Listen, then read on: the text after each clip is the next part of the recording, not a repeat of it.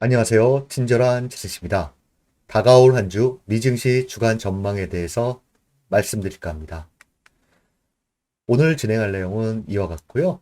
맨 마지막에 증권사 리포트 엿보기 좀 집중적으로 말씀드리도록 하겠습니다. 먼저 지난 금요일 3대 지수는 하락했습니다. 목요일 CPI 발표 이후에 알지 못할 급상승을 그대로 반납하는 모습 보였는데요.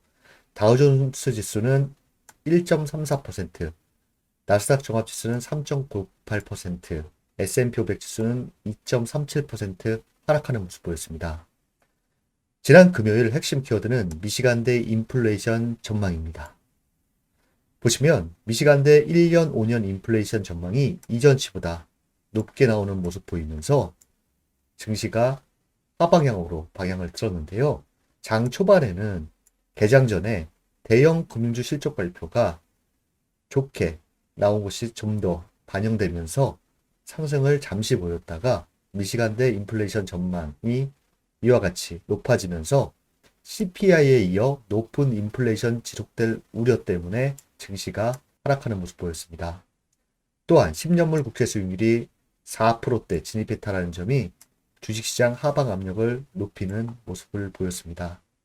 CPY와 미시간대 인플레이션 전망으로 인해서 바클레이즈는 기준금리를 내년 2월까지 5에서 5.25%까지 인상될 것으로 예상을 했고요. 이는 11월, 12월 75bp, 내년 2월 50bp 이렇게 인상될 것으로 예상하고 있는 상태고, 뱅크 오브 아메리카는 내년 3월 FOMC까지 연준이 최종금리를 5%대 인상할 것으로 전망을 높였습니다.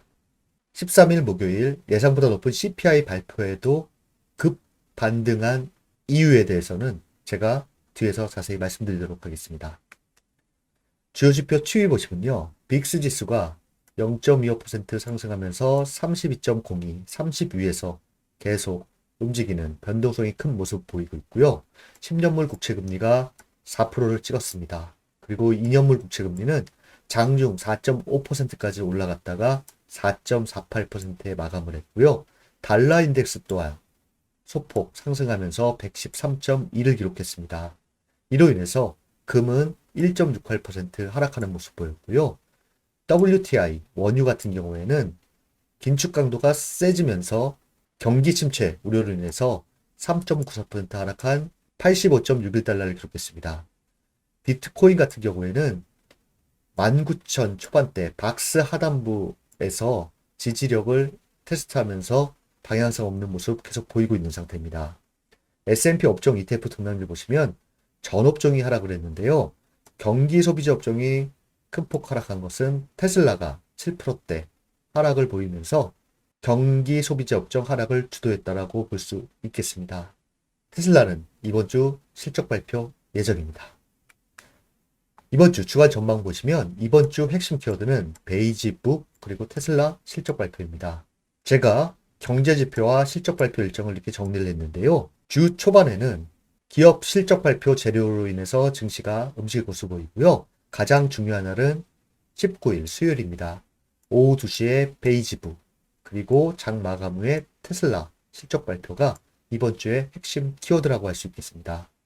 하나둘 말씀드리자면 연준 베이지북은 여기서 보시는 것과 같이 FOMC 2주 전에 발표되며 FOMC가 단기 금리를 결정하는 데 사용되기 때문에 상당히 중요한데요.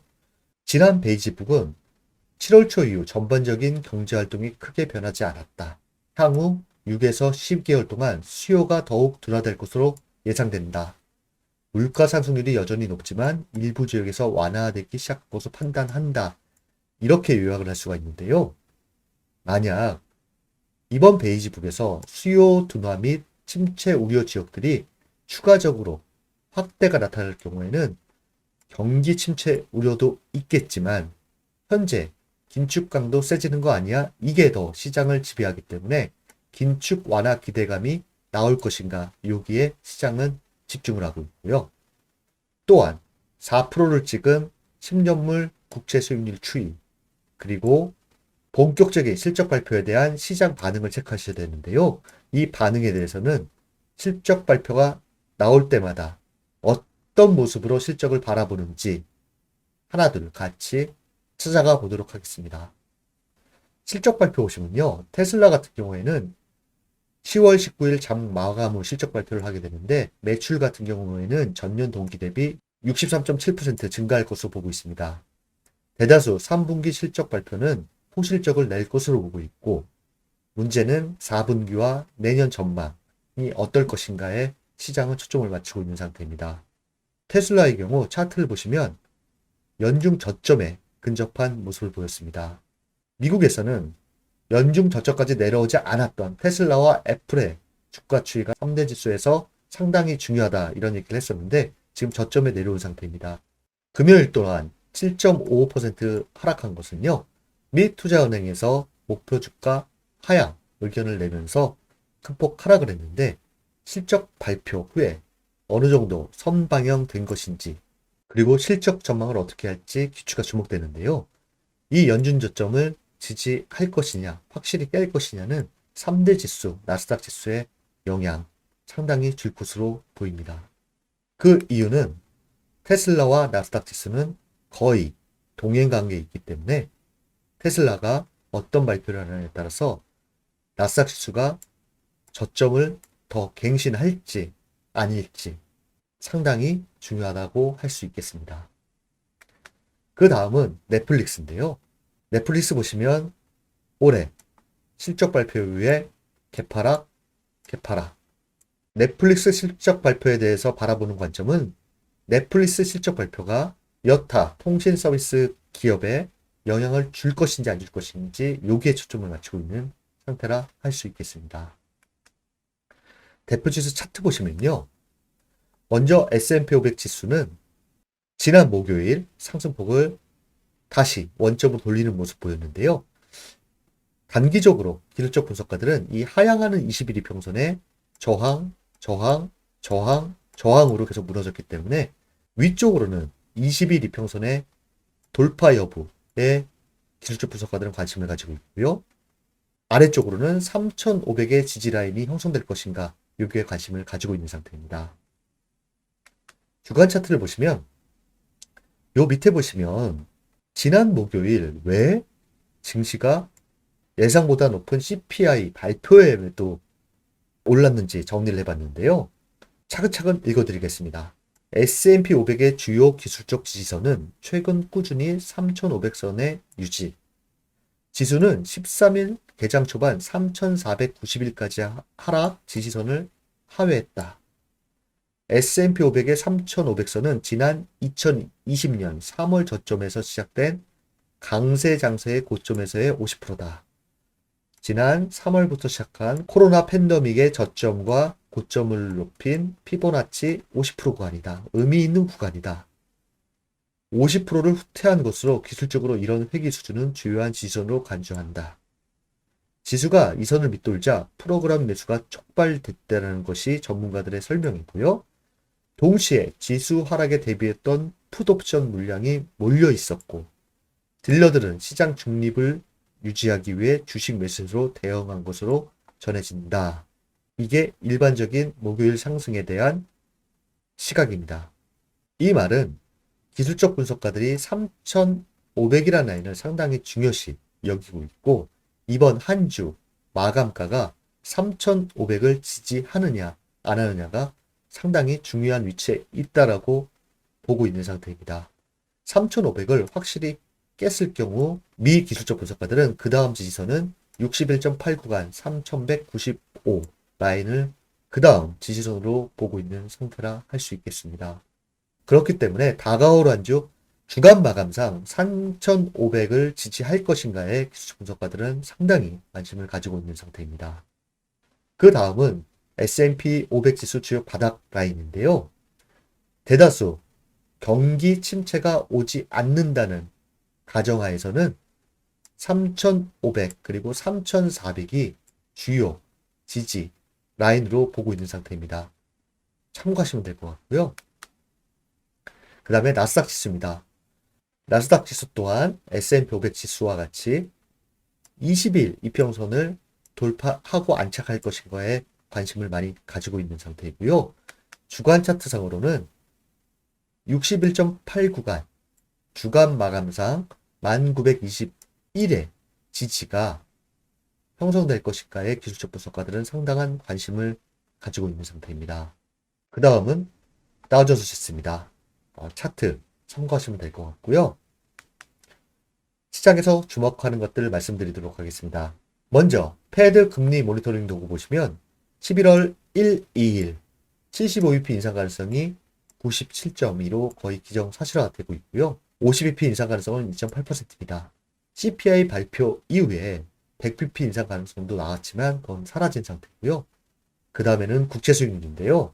10년물 국채 수익률이 CPI와 미시간대 기대 인플레이션의 상승으로 인해서 4% 돌파했고, 일반적으로 투자은행에서는 4% 돌파 시 증시 하방 함량이 클 것이다 라고 보고 있기 때문에 이게 4% 위에서 계속 움직일지 아니면 다시 3%대로 내려올지 예의주시하셔야 할 것 같고요.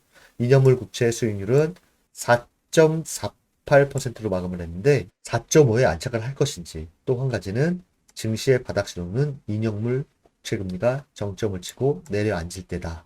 이거 항상 머릿속에 염두에 두시면 될 것 같습니다. 달러 인덱스는 소폭 오르면서 113.1을 기록했고요. 빅스지수는 지금 보시면 30 위에서 내려올 생각을 안 하면서 변동성이 큰 모습 계속 보이고 있습니다. 두 가지 관점으로 보고 있는데 30 안으로 들어오고 추세가 하락으로 이어져서 200일평선과 중장기 추세를 깨고 내려올 것이냐, 아니면 위로 올라가서 패닉 셀링 신호인 40 이상을 한번 찍어서 진바닥을 한번 보일 것이냐, 여기 양쪽의 시장은 관심을 가지고 있는 상태입니다. 유가 같은 경우에는 높아진 인플레이션 발표로 긴축이 세지면서 경기 침체 우려 또한 나오면서 3.94% 하락한 85.61달러를 기록했습니다. 현재 박스 하단부에 위치한 상태입니다. 다음 금인데요. 금은 주가 차트입니다. 2000년부터 주요 지지 라인, 요 라인에서 지금 소폭 주가 차트상 하향이 되었는데요. 요 주요 지지 라인을 지지할 것이냐 안 할 것이냐 상당한 중요한 기점에 있는 상태입니다. 비트코인 같은 경우에는 이 박스 하단부에서 계속 지지를 받으면서 큰 변동성 없이 박스 하단부 지지 테스트를 하고 있는 상태이고요. 중요 수치는 위로는 24,000달러, 아래로는 19,065달러입니다. 그 다음은 필라델피아 반도체 지수는 4.46% 하락 마감했습니다. 그 다음은 증권사 리포트 엿보기입니다. 미 정책금리 4.5%를 분수령으로 보는 이유, 여기에 대해서 차근차근 말씀드리도록 하겠습니다. 하이투자증권에서 나온 것인데요. 미 연준 내에서 과잉 긴축을 우려하는 목소리도 나오기 시작. 인플레이션, 경기 논쟁 본격화될 듯. 그동안 미 연준 내에서는 한결같은 얘기를 했어요. 매파적인 발언을 했는데 그 분위기에 변화가 나타났다. 경기 리스크를 우려하는 주장이 나타나기 시작했기 때문입니다. 이는 미 연준 스탠드상의 미묘한 변화가 시작된 것으로 판단한다. 이렇게 이야기를 하고 있고요. 대표적인 비둘기파로 분류되는 브레이너드 부의장이 급격한 기준금리 인상 기조가 경기 둔화를 초래할 수 있어 조심스럽게 인상을 해야 한다는 입장을 피력했다는 점. 이는 그동안 볼 수 없었던 미 연준 인사의 발언이다. 그리고 연준 밖에서도 계속 이야기가 나오는데 과잉 긴축 리스크를 우려하는 의견들이 잇따라 나타난다. 이전 분위기와는 다소 차별화되는 양상임이 나오기 시작했다라는 것이고요. 그 다음부터가 좀 중요한데요. 우리가 같이 봐야 될 것을 제시하고 있습니다. ISM 제조업 지수와 주택 체감 지수. 이 두 가지가 미 연준의 금리 인상 기조 전환 가능성을 뒷받침한다. 밑에 보면 ISM 제조업 지수 50선 이하 하락 시 미 연준 금리 인상 사이클이 종료 혹은 인하로 전환됨이라는 그래프를 갖고 왔는데요. 미국 ISM 제조업 지수가 50선을 하회하기 시작하면 통상적으로 미 연준은 금리 인상 사이클을 중단 혹은 금리 인하로 전환한 바 있다라고 하고요. 참고로 9월 ISM 제조업 지수는 50.9로 50선에 바싹 다가섰습니다. ISM 제조업 지수는 50을 기준으로 50 이상일 때는 확장, 이하일 때는 수축을 나타내는데 밑에 그래프를 보시면 금리 인상이 쭉 가다가 ISM 제조업 지수가 50 이하로 하회되는 추세를 보이면서 인하로 가는 거, 그리고 이때 당시에는 ISM 제조업 지수가 50 이하로 하회하면서 동결로 가는 모습을 일반적으로 보였다는 것을 보여주고 있습니다. 또 한 가지는 제조업 지수와 더불어 미국 경기와 높은 상관관계를 보이고 있는 미국 주택시장 체감지수의 급락도 미 연준의 금리 인상 사이클에 큰 부담을 줄 공산이 크다라고 분석하고 있습니다. 이 지수 또한 50선을 하회할 경우 미 연준의 금리 인상 사이클이 중단되거나 금리 인하로 전환된 바 있는데요. 요 밑에 보시면 2006년 5월 이 지수가 46으로 50을 하회하자 6월 금리 인상 사이클을 종료시킨 것을 예시로 들고 있는 상태입니다. 또 한 가지는 NAHB 지수와 미국 신용 스프레드는 높은 상관관계를 보여왔음을 고려하면 NAHB 지수의 급락은 경기 침체와 더불어 신용 위험이 커지고 있음을 시사한다는 측면에서 미 연준도 동지수의 급락을 무시하기 어려울 것이다. 9월 이 지수는 46인데 화요일 이 지수의 예상치는 44로 더 떨어질 것으로 보이는 상태입니다. 이 46은 팬데믹 당시를 제외하면 14년 5월 이후 가장 낮은 수준입니다. 또한 미국 모기지 금리가 7%를 넘어서면서 미국 주택 경기, 즉 NAHB 지수의 추가 하락이 불가피하다는 점이다. 과잉 긴축으로 주택 경기의 침체, 또 다른 부채 리스크가 현실화될 가능성을 미 연준도 주시할 가능성이 커지고 있다. 결론적으로 인플레이션 리스크를 감안하면 연말까지 미 정책 금리는 4.5% 수준까지 인상되겠지만 추후 금리 인상 스텝에 대해 미 연준의 고민이 깊어질 것 같다. 그래서 12월 FOMC 회의부터는 금리 인상 기조의 변화가 일부 나타날 것으로 예상된다고 보고 있는 상태입니다. 또한 미 연준은 4.5% 이상의 금리 수준에서는 과잉 긴축 목소리가 커질 수 있다. 찰스 에반스 시카고 연은 총재의 발언이 주목된다. 내년 3월까지 정책 금리가 4.5%를 상회할 것으로 보이지만 그 이후 금리 인상을 멈추고 경제의 반응을 평가하는 것이 적절한 것이다라고 밝힌다는 점.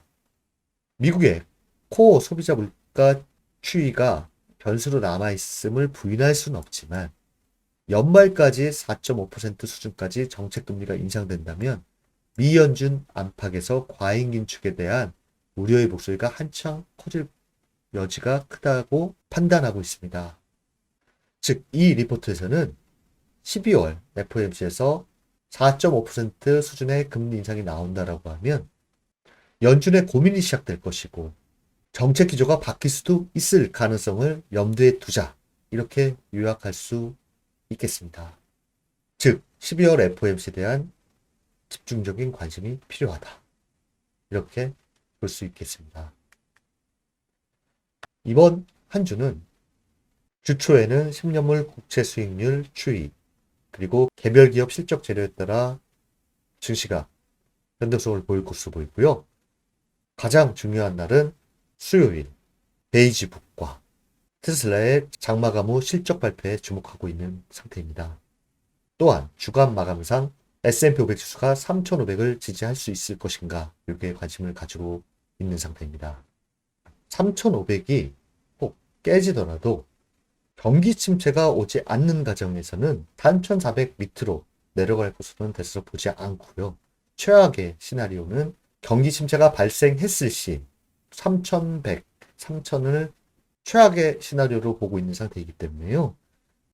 3,500과 3,400의 지지는 상당히 중요한 위치를 가지고 있다고 할 수 있겠습니다.